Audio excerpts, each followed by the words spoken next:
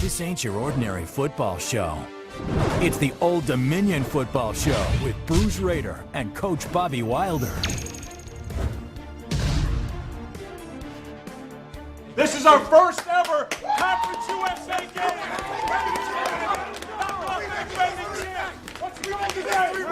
What's the goal today? What's the goal today? Team on three. 1, 2, 3. It was a game few thought the Monarchs would win. A long trip to Houston to take on Rice, the defending champions, and Old Dominion's first ever Conference USA game. But once again, history was made. ODU pulls off one of the biggest upsets of the college football weekend. How did they do it, and what do we have to look forward to tomorrow night? The ODU Football Show starts now. I'm Bruce Rader along with head coach Bobby Wilder after that exciting last-second win over Rice. Plenty of offense, a game-winning field goal. So, Coach, how did your guys keep their cool and pull that off? Yeah, it's hard to keep their cool, and it was 100 degrees on the field, Bruce. But what we had talked about all week playing this team is that we were going to need to weather the storm. There were going to be situations within the game that we'd have to be resilient. That's what I love about this team, Bruce. They're great kids. They work hard. They give the best they can in terms of effort, and we had to weather the storm with the weather. It was 100 degrees with the heat and humidity, with Rice, with the fact that the defending Conference USA champions, they had the 5th longest home winning streak in the nation, and we were able to do it for 4 quarters. I'm very proud of our team. But that was then, and this has been a very short week. I can't believe it. Tomorrow night you welcome Middle Tennessee, your first ever home game as a member of Conference USA. You said that you were going to focus this week on keeping everything in perspective. What did you mean by that? Well, the number one thing, Bruce, I told our team in our Sunday team meeting, 2 things we were going to need to do. Number 1, keep perspective, and number 2, block out the noise.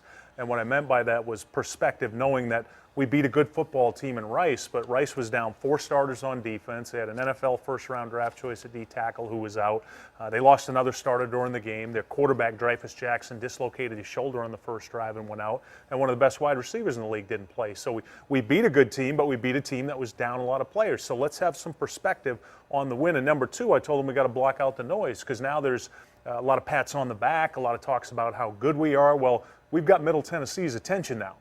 If we didn't have it before, we've got it. So we got to keep this win in perspective, move on to the next game, and we got to block out the noise and stay focused on the process of winning. You're getting the nation's attention now. Again, Saturday, an All-American performance by quarterback Taylor Heineke, who is now closing in on 13,000 passing yards in his career. He's just 3 touchdowns away from moving into the top 10 of all time college quarterbacks. Yeah, Taylor had a really remarkable performance Saturday, Bruce, and then a lot of credit to our offensive line, what they did. Darius Garcia, true freshman, starting in his first game. Those guys up front, led by Josh Mann, they were warriors, Bruce. They were exhausted. The receivers played exceptional, coming off a tough game the previous week against Eastern Michigan when we had 8 drops, and the running backs were good. And when you talk about those numbers, passing yards, he's 19th in the history of college football. TD passes 13.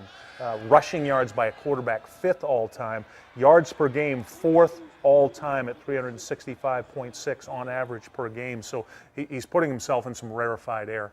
And then with the game on the line and a smile on his face, Ricky Seegers, with all the pressure in the world, nails the game-winning field goal as the clock winds down. That was really big for Ricky and his confidence, Bruce, because keep in mind, he's replacing Jared Brown, who was a phenomenal kicker, an All-American kicker. And this was Ricky's first opportunity to have a game-changing moment, and he kicked well in this game. He had 4 kickoffs that were for touchbacks, best he'd done all year. And on that particular rep, Bruce, the offensive line protected, because Rice came after us. Great snap by Lovato, good hold by Pulisic, and Ricky did what he needed to do. And coming up tomorrow night, the first ever Friday night game at SB Ballard Stadium, a national television audience. What a treat for the Monarch fans. Oh, this is unbelievable. I'm so excited about this game, Bruce, to think that number 1 for Old Dominion University, for President Broderick and all of our staff and students, Wood Seelig, the athletic department, to be able to put our brand, the Old Dominion brand, on national television, where there's going to be 93 million people that could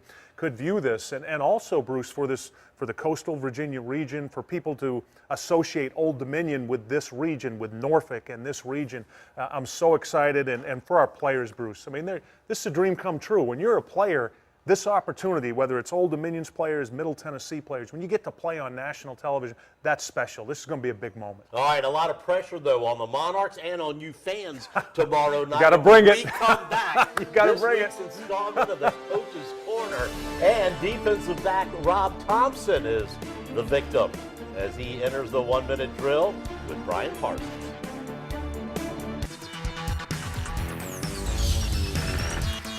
Hey, welcome back to the Old Dominion Football Show. We're here with Robert Thompson, safety for the Old Dominion football team.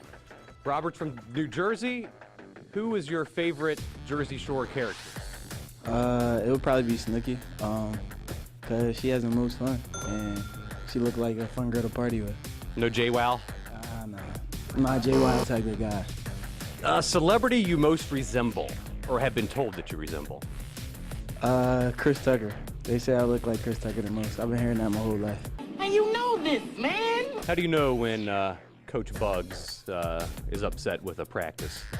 Oh, well, Coach Bugs is a man of very few words, so if you mess up in practice and he's behind the defense usually, you just look back at him, he'll just give you that look and just shake his head and then look back up, tell the next guy to come in. So you know he's pretty upset when he does that. He kind of tries to make you feel bad. A little bit, a little bit. A favorite thing about walking through the tunnel before a home game with 20,000 fans?